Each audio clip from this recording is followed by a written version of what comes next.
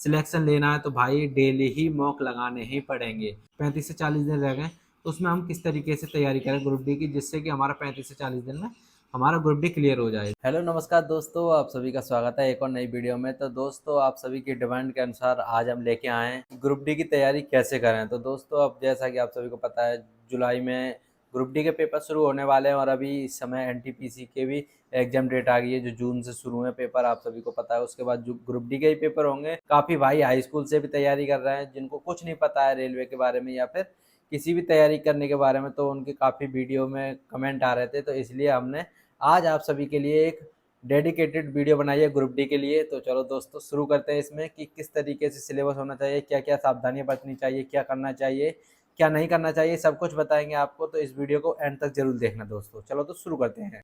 तो दोस्तों चलो हम सिलेबस पर देखते हैं, जो सबसे ज़्यादा मेजर टॉपिक है, मतलब मेजर सबसे ज़्यादा अगर इम्पोर्टेंस दें तो किसी चीज़ को हम सिलेबस को देनी चाहिए। क्योंकि हर कोई बताता है कि अगर आपको सिलेबस के बारे में जानकारी नहीं होगी तो आप किसी एग्जाम की कैसे तैयारी करेंगे। तो उसी तरीके से आप ग्रुप डी का हम सिलेबस देखते हैं। सिलेबस में भी ये देखते हैं कौन से सब्जेक्ट की कौन कितना वेटेज है। तो सबसे पहले शुरू करते हैं जनरल साइंस 25 नंबर की आती है, मैथ 25 नंबर की आती है, रीजनिंग 30 नंबर की आती है, जीके या फिर करंट अफेयर जो आती है 20 नंबर की है। ये इस समय ग्रुप डी का सिलेबस है। अब हम डिस्कशन करते हैं, डिटेल डिस्कशन करते हैं कि हमें जनरल साइंस कहाँ से पढ़नी चाहिए। तो देखो, जनरल साइंस का जो ट्रेंड है पिछला कुछ सालों का या फिर कुछ मंथ का ट्रेंड है, जैसे कि लोको पायलट हुआ, टेक्नीशियन हुआ, इन एग्जाम में मैं बैठा हूँ तो मैंने खुद भी क्वालिफाई किए हैं। मेरा टेक्नीशियन की फाइनल ज्वाइनिंग रह गई है, उसके बाद मैं टेक्नीशियन में ज्वाइन हो जाऊंगा। 1-2 महीने में फाइनल पैनल आ जाएगा, उसके बाद ज्वाइनिंग हो जाएगी। तो देखो, साइंस का ऐसा है भाई, 9th और 10th की बुक साइंस की, इनको तो रट के देख लेनी है। ये वाली बुक्स है 9th और 10th की, इनको पूरा ही रट लेना है और एक एक लाइन को अंडरलाइन कर लेना है। और आपको इसके बारे में यूट्यूब पे भी डिटेल मिल जाती है कि किस तरीके से पढ़ना है। अगर आप कमेंट करेंगे तो मैं भी बता दूंगा कि किस तरीके से पढ़ना है। और मेरी खुद की जो साइंस की बुक थी उसमें मैंने किस तरीके से पढ़ा है, सब कुछ नोट्स वगैरह आपको बाकायदा मिल जाएंगे। अगर आपको अल्टरनेट पढ़ना है तो आप उसके लिए साइंस मैग्नेट से नीरज सर हैं, उनकी क्लास ले सकते हैं साइंस के लिए। वो बहुत बेहतरीन पढ़ाते हैं, मैंने उनकी क्लास की है। अगर आप परचेस कर सकते हैं तो परचेस कर लें, वरना यूट्यूब पर उनका सब कुछ फ्री मिलेगा कंटेंट। अब उसके बाद देखते हैं हम मैथ। सेकंड नंबर पर मैथ है, क्योंकि सभी लड़कों को ज़्यादातर मैथ बहुत अच्छा लगता है, तो मैथ के बारे में डिस्कशन कर लेते हैं। मैथ में कुछ 8-10 मेजर टॉपिक हैं जिनसे ग्रुप डी में बार बार फ्रिक्वेंटली क्वेश्चन आते हैं। तो सबसे नंबर 1 पे आता है सिंप्लीफिकेशन या नंबर सिस्टम। इनसे क्वेश्चन आते ही आते हैं, 2-3 क्वेश्चन जरूर आएंगे। और सबसे ज़्यादा बड़ा टॉपिक है जो बोर्ड मास है। बोर्ड मास में 7 से 8 क्वेश्चन आपको कहीं ना कहीं से मिल ही जाएंगे। और उसके बाद CISI से एक क्वेश्चन, टाइम एंड वर्क से एक क्वेश्चन, पाइप एंड सिस्टम से एक क्वेश्चन, और और भी 2-4 टॉपिक हैं उनसे क्वेश्चन आते हैं 1-2, मतलब इनसे ही पूरा वेटेज हो जाता है 25 नंबर का। अब उसके बाद देखते हैं हम रीजनिंग। रीजनिंग अच्छी खासी अपना वेटेज कवर करती है, क्योंकि इसमें 30 नंबर की रीजनिंग पूछी जाती है। जिस भाई को रीजनिंग अच्छे से आती होगी वो अपना मतलब सिलेबस कंप्लीट अच्छे से कर सकता है और मतलब ज्वाइनिंग के लिए सिक्योर हो सकता है।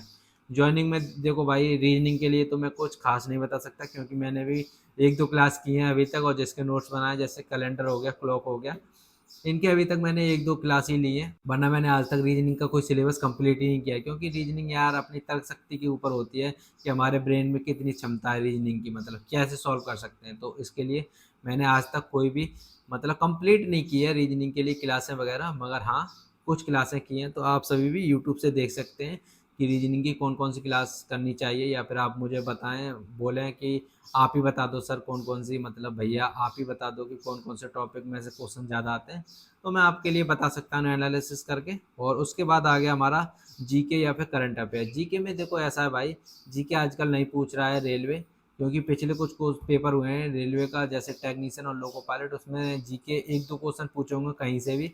वरना भाई मैं बताऊं, टेक्निकल जॉब पर अब जीके नहीं पूछ रहा ना के बराबर, तो उसमें करंट अफेयर से अपडेटेड पूछ रहा है।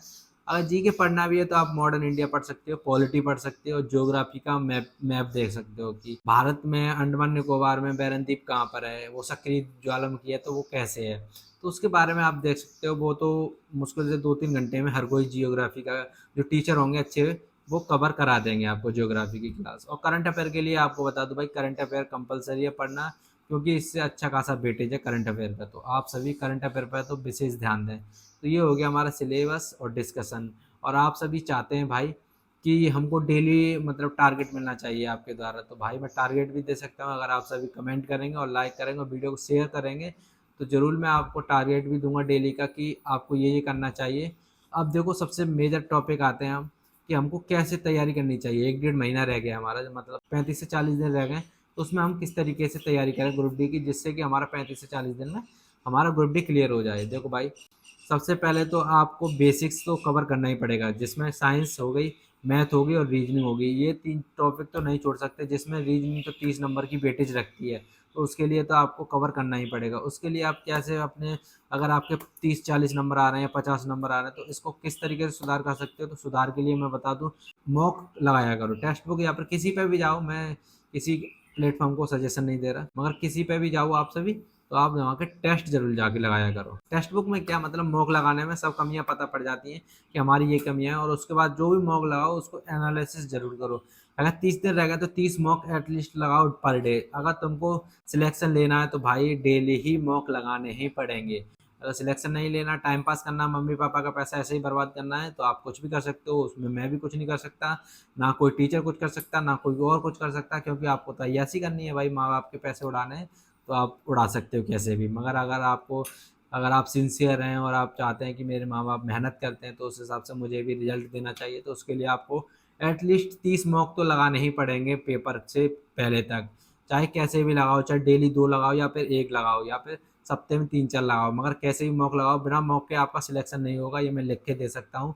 और किसी का हो जाता है वो अब बात होता है भाई, वो जीनियस होता है, जीनियस कैटेगरी में तो अपन लोग आते नहीं है, तो अपन लोगों को मॉक तो लगाना ही पड़ेगा। डेली मॉक लगाओ, 1 मॉक, और उसको एनालिसिस करो और उसमें देखो कि हमारी क्या कमियां हैं, फिर कमियों को लिखो, फिर उन कमियों को उसी दिन दूर करो कि ये कमियां हैं। मैं आज मैथ में टॉपिक देखता हूँ, मैथ में मेरी ये कमियां हैं, ये टॉपिक गलत हो रहा है, तो उन टॉपिकों की क्लास करो, टॉपिक की क्लास करो। यूट्यूब पर अच्छे अच्छे टीचर पढ़े हैं एकदम बेहतरीन। जैसे मैथ के लिए मैं सबसे ज़्यादा प्रेफर करता था गगन सर को, गगन सर के अलावा मैं आज तक किसी पर मैथ नहीं पढ़ा हूँ। रीजनिंग के लिए अरुण सर, मैंने करियर वेल पर आज तक अभी तक पढ़ा है, और साइंस के लिए मैंने नीरज सर को जरूर फॉलो किया है और उनको पढ़ा है, और उसके अलावा मैंने किसी टीचर को नहीं किया। करियर वेल के अलावा मैंने किसी को फॉलो नहीं किया, और आज मेरा टेक्नीशियन में सिलेक्शन हो गया फाइनल। अब मेरी कुछ दिन में ज्वाइनिंग हो जाएगी। तो अगर आपको और डिटेल चाहिए या फिर आपको डेली टारगेट चाहिए, तो आप मुझे बता देना, कमेंट कर देना, और चैनल को सब्सक्राइब जरूर कर लेना, क्योंकि अब हम डेली ऐसी अपडेट आपको दिया करेंगे। थैंक यू दोस्तों, मिलते हैं नेक्स्ट वीडियो में, जब तक के लिए जय हिंद जय भारत।